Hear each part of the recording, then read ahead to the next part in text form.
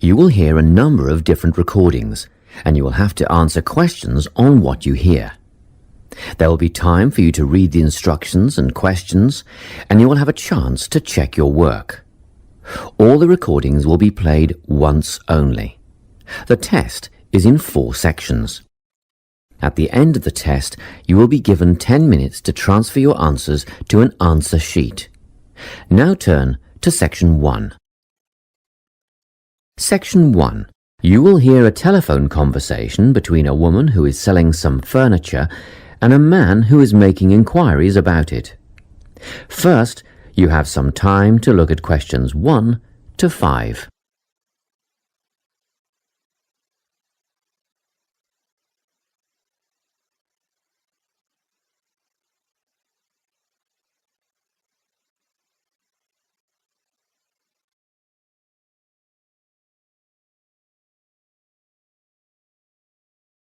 You will see that there is an example that has been done for you.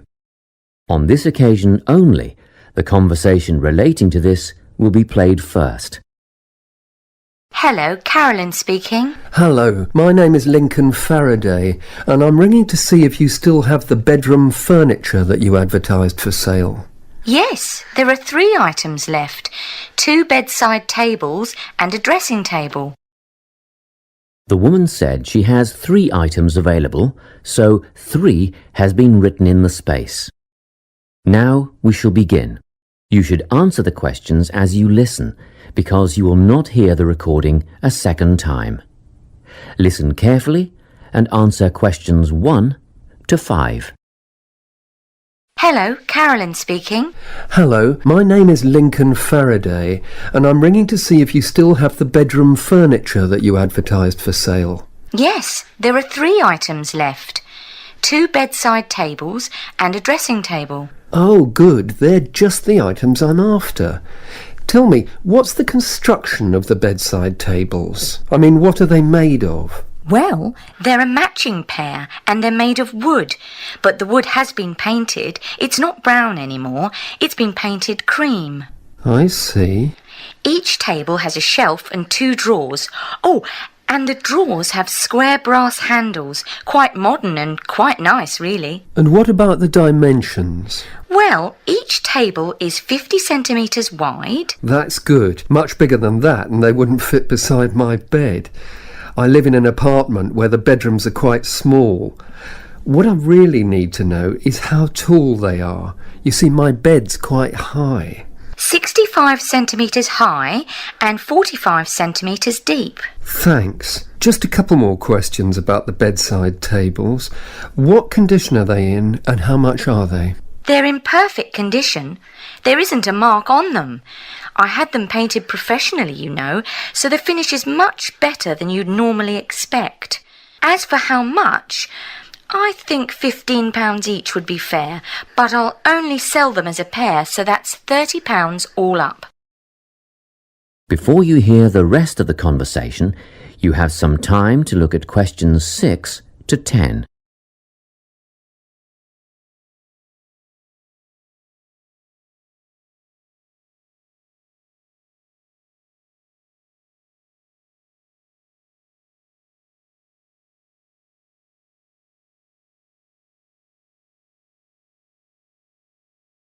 Now listen and answer questions 6 to 10. Now, can you tell me about the dressing table? Yes, it matches the other tables in colour and style. Good. How many drawers does it have? 5 altogether. The bottom 2 drawers hold more as they're deep. And the dimensions? How wide is it? That's all I need to know. It wouldn't be more than 1.5 meters, would it? Well, just under actually. It's 1.25 metres across. Does it have a mirror? 3. Sorry? It has 3 mirrors, you know, a central one and a narrower one on each side. And they're all adjustable. I see. And the overall condition of the dressing table? Well, it has a couple of scratches on the surface, but it's still in good condition, so I'm asking £50. Could I call round and have a look later today? What time were you thinking of? In about half an hour. Oh, yes, that's fine. By the way, my name is Carolyn Klein. It's on the gate at the front of the house. Klein. Is that Kline? That's right. And I live at 19 Domain Road. Did you say the main road? No, Domain. Domain Road. That's just off Ashgrove, isn't it? Yes. See you soon then. Yes, in about 30 minutes. That is the end of section 1. You now have half a minute to check your answers.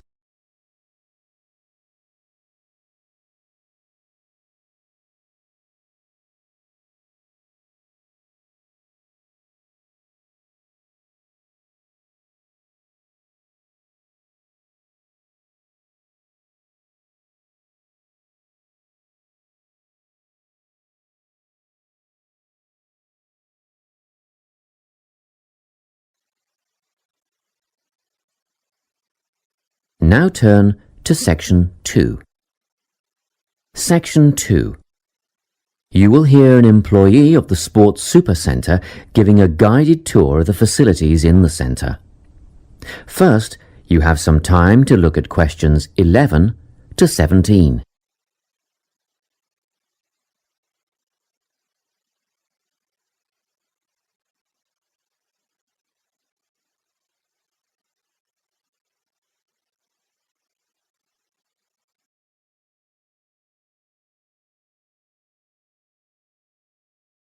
Listen carefully and answer questions 11 to 17.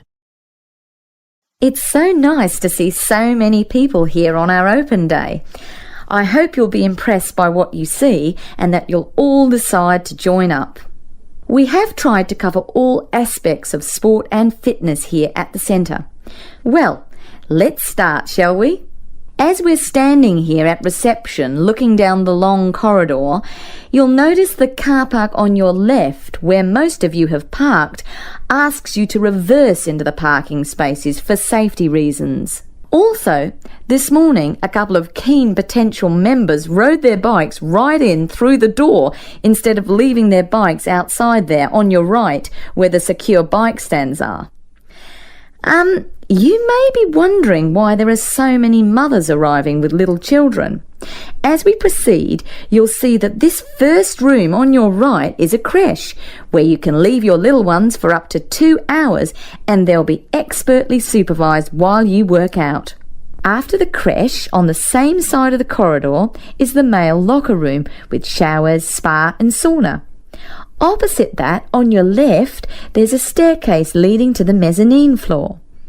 You'll not only get a great view out over the playing fields, but you'll also find a coffee shop and snack bar selling a range of wholesome food and drinks, protein shakes, fruit smoothies, that kind of thing.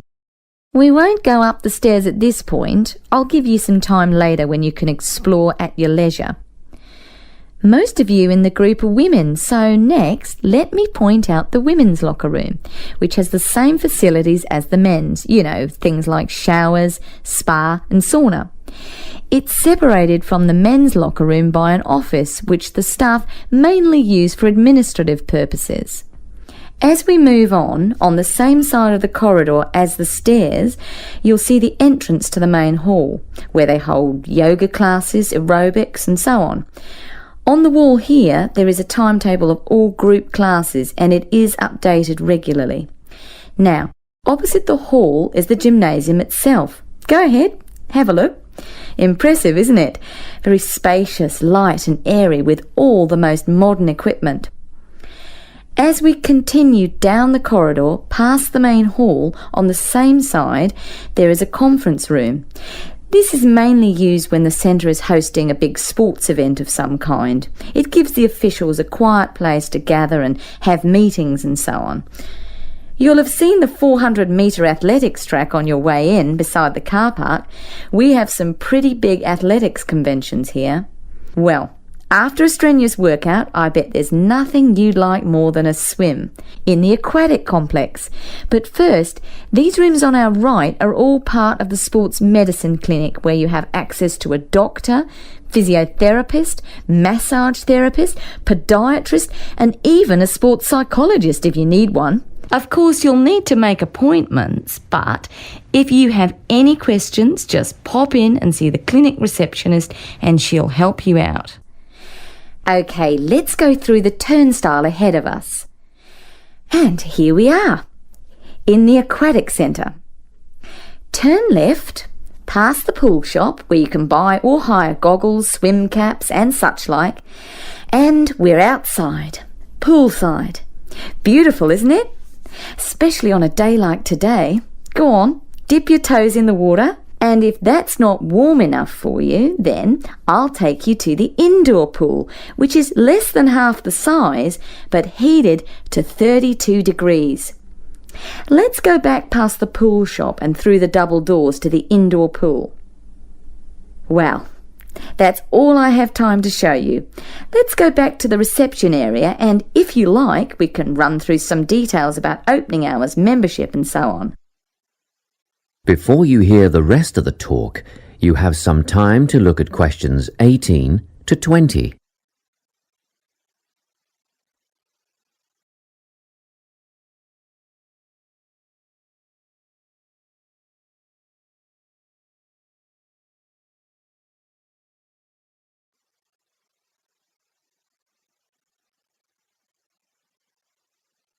Now listen and answer questions 18 to 20.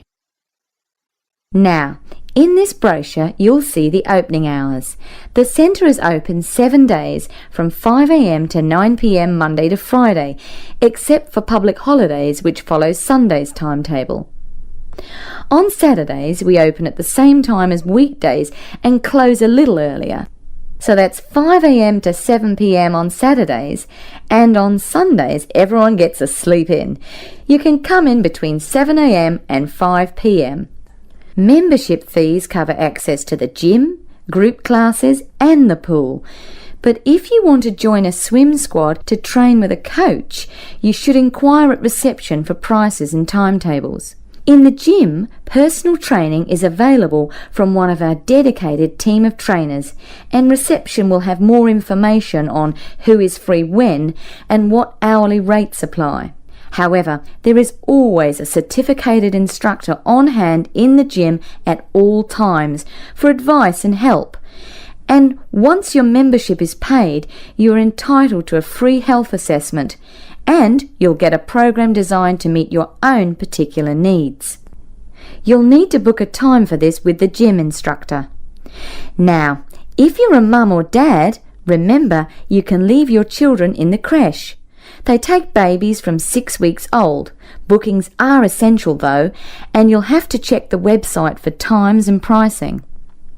Members are also entitled to tennis lessons on a Tuesday or Thursday from 9 till 10:30, but bookings are essential, so ring Natalie. Her number is here in the brochure to reserve a place. Well, I think that's it. Any questions? That is the end of section 2.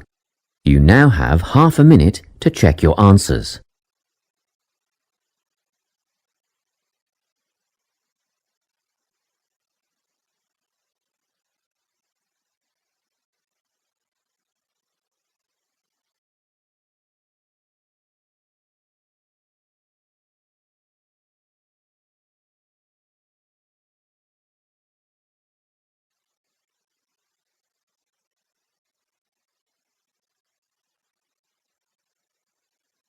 Now turn to Section 3. Section 3. You will hear a conversation between a research student, Jeremy, and his supervisor. They are talking about the process of having a research project published in a journal.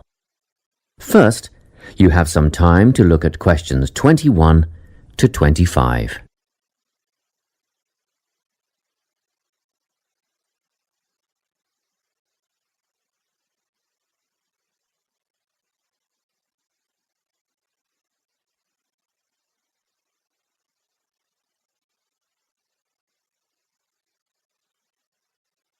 Listen carefully and answer questions 21 to 25.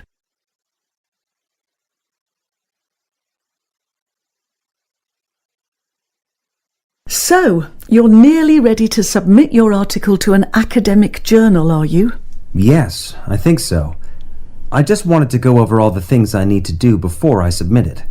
And then I wanted to go over the submission process with you. Great. So, firstly, you need to write an abstract. Make sure it's short and concise. Of course, I forgot all about that. And what about key words? Yes, a lot of students overlook this part and just jot down whatever comes to mind. But take some time to make a list of keywords that are accurate and relevant. Okay, another thing. Could you have a look at my article before I submit it? Absolutely. Actually, at least 2 senior staff members should always read through a final draft before submission. Do you mind if I give it to Professor Johnson to have a look at as well? Not at all. I'd be glad to have the feedback. Do you know which journal you want to submit to yet? Not yet. I have a short list of about 3 that I'm interested in. Make that decision soon, because you'll need to adjust your article so that it matches the style guide of the journal you are submitting to.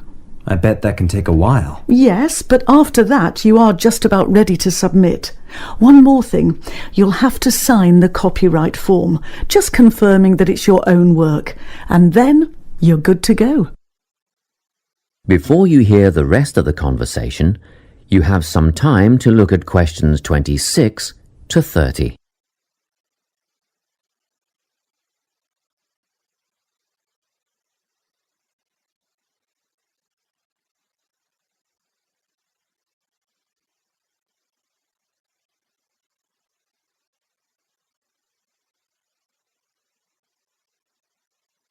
Now listen and answer questions 26 to 30. Now, the submission process. How does it work exactly? Well, the first thing is to just send it off. You've got to send in the manuscript before anything else can happen. Sure. And then should I call to check if they have received it? No need for that, no. All you have to do is just log on to your email regularly, because you will get a submission confirmation once they have processed the manuscript. And that will have comments on what they thought of it? No comments yet. That email is just to let you know they have received it. The next stage is what is known as peer review. This is when experts in the field review your manuscript and decide whether to accept it. They'll never accept me. I'm only a master's student. Don't worry about that, Jeremy. It's all done through a double-blind method. That means that whoever reads your manuscript has no idea whether you are a grad student or a Nobel Prize laureate. They'll only be judging your work, not you. Well, that's good to hear. And then what, once they've made their decision? Well, there are 4 possible outcomes. You might get an acceptance, but a first-off acceptance is very, very rare. Don't pin your hopes on it. You could also get a rejection, but these don't happen very often either. I don't think this will be a problem. What do you think I'll get? If you're very lucky, you'll get a conditional acceptance. This means that they've accepted the article and it will be published, but you need to tweak a few things first. A sentence here, a heading there, nothing major. That sounds good. But to be honest, you will probably end up with a revise and resubmit. This means they are definitely interested, but you will need to rework the paper before it's accepted. The necessary changes will be outlined by the reviewers. Okay, so I just fix the things that need changing and present it again? Yes, but include a cover letter that discusses the changes you have made. The same goes for a conditional acceptance, actually. It helps the reviewers see that you've taken their criticism seriously. That is the end of section 3.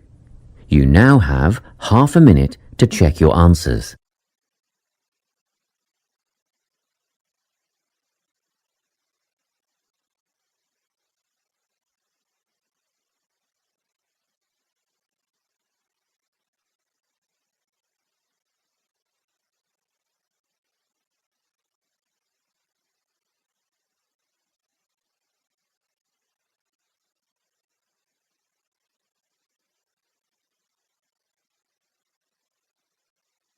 Section 4.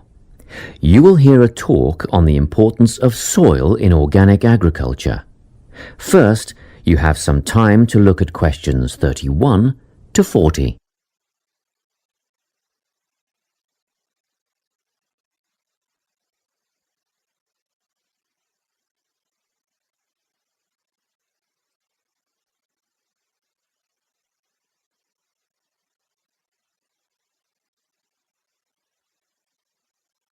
Listen carefully and answer questions 31 to 40. Welcome to this talk on soil science and organic farming. Dirt, soil, earth, loam, mud or dust, it doesn't matter what you call it, is of primary importance in the production of food and other crops. Most people think of it just as a substrate or medium in which plants grow, but it's more than that. It's actually a living entity. Or it should be if it's healthy, and human health is affected by the health of the soil. Healthy, living soil is literally crawling with life. There are the obvious earthworms, which burrow in the soil and help to aerate and improve it, beetles and other hard-backed insects, and various invertebrates like centipedes. Then there are fungi and bacteria, also living forms. Healthy soil needs food, air, and water to help plants grow. And the more nutrients in plants, the more available for humans and livestock. It stands to reason, therefore, that plants grown in poor soil will have few nutrients to pass on to the consumer, whose well-being will be worse off over the long term. So, where do plants get their nourishment? Most of it comes from the soil. Some nutrients are made up of minerals from the earth, while others come from dead plant and animal matter, which is broken down over time by the living insects and other organisms in the soil. Plants depend on these little living creatures to convert minerals and other vital elements into a utilizable form that can be taken up by the plants. And it's a synergistic relationship. In turn, the plants assist those helpful organisms by releasing sugars and enzymes back into the soil. Before I go any further, let's take a look at the structure of soil. Now, if you look at the diagram, you'll see that soil is made up of many different layers. Let's start at the bottom. This is the bedrock under all the other layers. The layer above that is called regolith. Here, the bedrock is slightly broken up, but plant roots don't penetrate this layer. Moving up the chart to the next layer, we come to the subsoil, which contains clay and mineral deposits. On top of that is the alluviation or leaching layer. This is quite light in colour and is mostly just sand and silt. As we get near the surface, we find the topsoil. You will hear a lot of talk about topsoil amongst farmers and other agriculturalists. It's the most important layer of all because it's where seeds germinate and roots grow. Now, at the top of the chart, you will see a comparatively thin layer. This is organic matter that is still in the process of decomposition. It mostly consists of leaf litter and humus. Just think of the surface of the forest floor. Partly decayed leaves and twigs, that sort of thing. As you can imagine, good soil forms very slowly over time, but it can be lost very rapidly through erosion. And, in addition, soil quality can be affected by pollution due to anything from industrial waste to the artificial fertilizers used by conventional farmers, which have been shown to suppress the diverse life forms in the soil. This is why organic agriculture is the way of the future. Let's take a quick look at the conventional system, which is often based on monoculture, the production of a single large crop. It relies on chemicals for fertilizer and pest control. It is also becoming an increasingly common practice to use genetically engineered seeds. And more chemicals are used to control insects and fungi, which attack crops in storage and during transportation. Also, did you know that there is no requirement for conventional growers to maintain records of their production practices? Organic growers, on the other hand, choose the most environmentally friendly options for dealing with pests and disease problems, working towards prevention in the first place. Some of the strategies they employ include alternating the crops grown in each field, as opposed to monocropping. Because different plants add different nutrients to the soil, by rotating crops, the soil is naturally replenished. This can do away with the need for pesticides, because the problem insects' life cycles are naturally interrupted. Surrounding crops with green waste can not only conserve moisture in the soil, but it can prevent weeds from springing up, and it also feeds the beneficial microorganisms. When it's ploughed under, it feeds the soil by building more organic matter. Organic farmers often release beneficial insects as predators, which precludes the need for artificial pesticides. Animal manure, combined with green waste materials, correctly composted to kill pathogens and weed seeds, fertilizes the soil in a way that encourages life rather than suppressing it. And, by the way, use of manure in organic farming is highly regulated. In fact, all agricultural inputs are evaluated for their long-term effects on the environment, regardless of whether they are synthetic or natural. To sum up, organic farming is the only sustainable way of feeding the people on this planet and keeping both the planet and the people in good health. That is the end of section 4. You now have half a minute to check your answers.